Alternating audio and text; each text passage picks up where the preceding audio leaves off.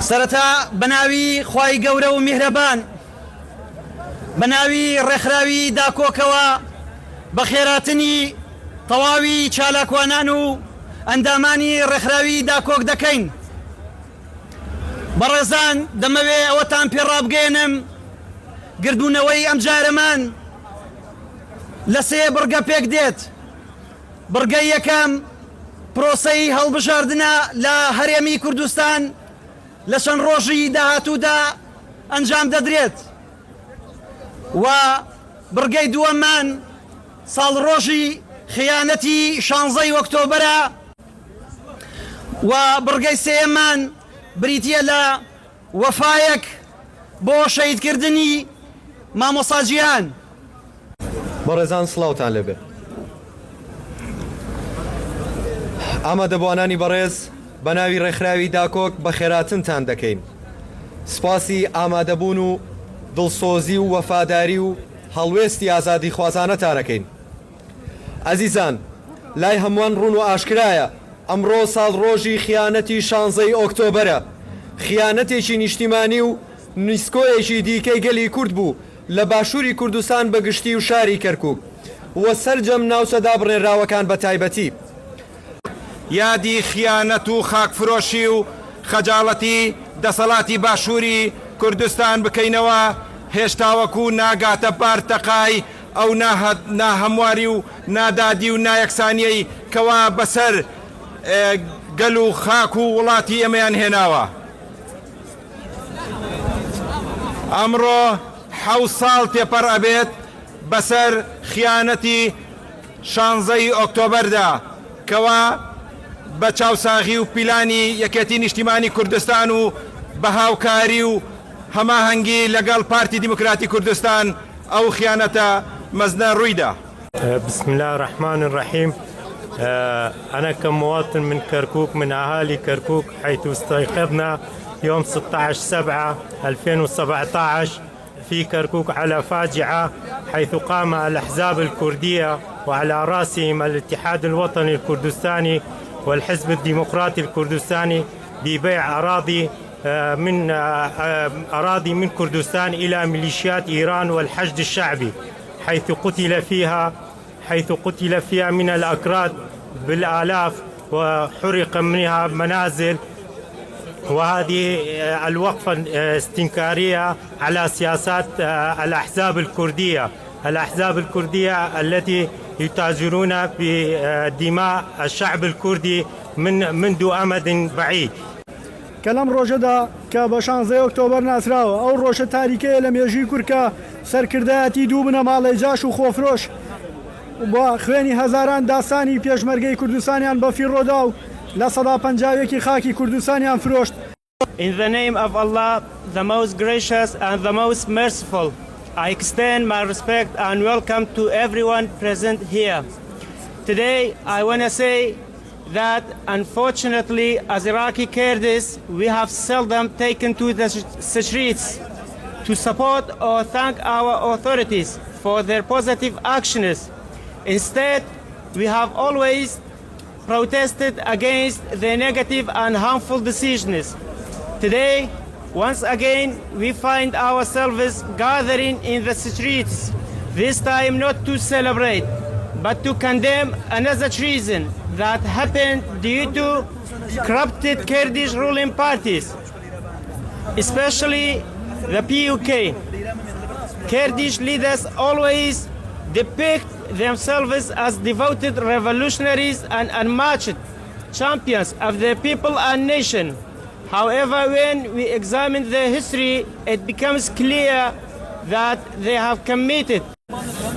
ئەمڕۆ کۆمەڵێک لە چالاکوانانی وڵاتی بەریتانیا ڕێکخراوی داکۆک لە شاری مانچستەر هەستاوین بە ئەنجامدانی خۆپیشاندانێکی بەرفراوان لە یادی خیانەتی 16 ئۆکتۆبەر کە لەلایەن دەسەڵاتی خۆشەپێنی پارتی و یەکێتی لەلایەنی بەرامبەریش حکوومەتی عێراق و حەشدی شعبی لە ئەنجامدا لە سەدا 50 خاکی پیرۆزی کوردستان فرۆشرا. As Dakok organization, we are here today to condemn 16 October betrayal and talk about the elections that's happening on 20th of this month in Kurdistan. Any electoral system that is not designed on a fair basis does not balance representation in the proportion of votes and seats.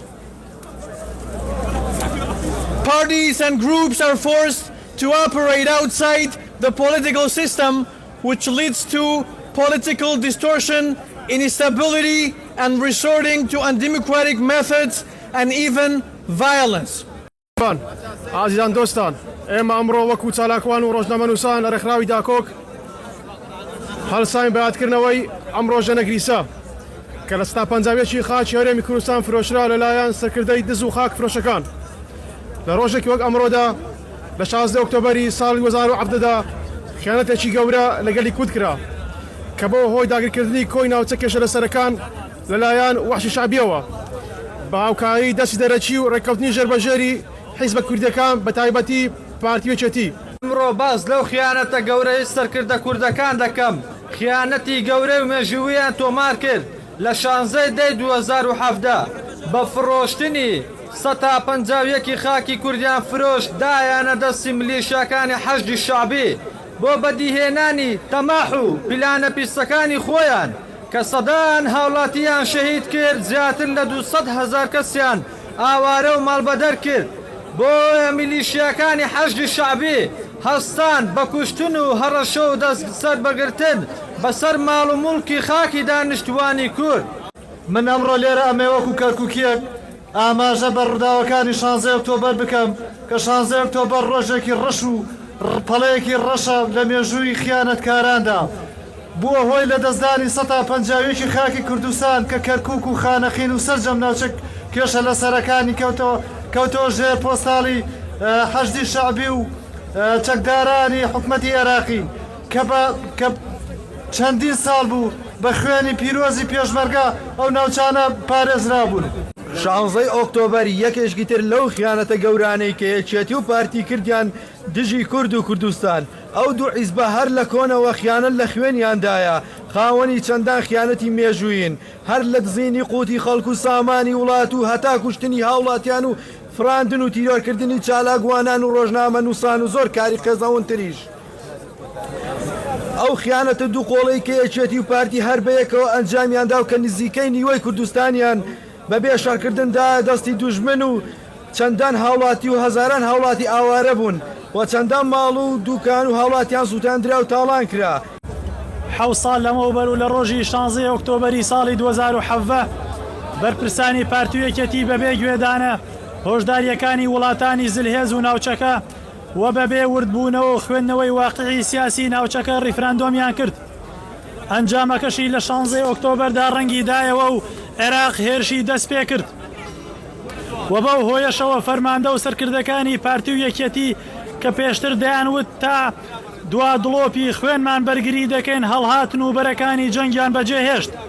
عیبە و شەرمە من پێم خۆشە عیبدار و شەرمەزار بم کوردبوو نەگەر لە ناوچوونە خۆشحاڵە بم لە بەردەم تەنافودار بم کوردبوو نەگەر دواکەوتنە من ئەم هەوێ هەر لادێ و دوور لە شار بم گەر یەکتر بڕینەوەیە چقەی دەکا با قوربانی دەمی بێ ڕەحمی مشار بم کوردبوون گەرژان و برینە بە شانازی و خۆشحاڵیەوە ئامادەم کە هەتا مردن بریندار بم ئەگەر شوانی و عەشایەریە با شوانکار بم لە کۆسار بم ئەگەر بێخاکی و غەریبیە با هەر ئاوا دەربەدەر و قوربەسەر و چۆلەم گەڕ و بێهەوار بم کوردبوون ئەگەر نەخۆشیە ئەگەر برسێتیە کوردبوون ئەگەر برسێتیە من پێم خۆشە کە برسی بم خاک نەفرۆشم نامەوێ قەت بۆ وڵاتم فرۆشیار بم وەک جەلالی و مەلایەکان لە خاکم خیانەتکار بم کوردبوون مەگەر لە عەقڵەتی هیچ و پوچی ئەردۆگان و خامنەییدا کوفری خوابێ کارێک بکەن کە لەم دنیایە بێزار بم کە ئێوە خۆتان کافرن بۆچی ئەبێ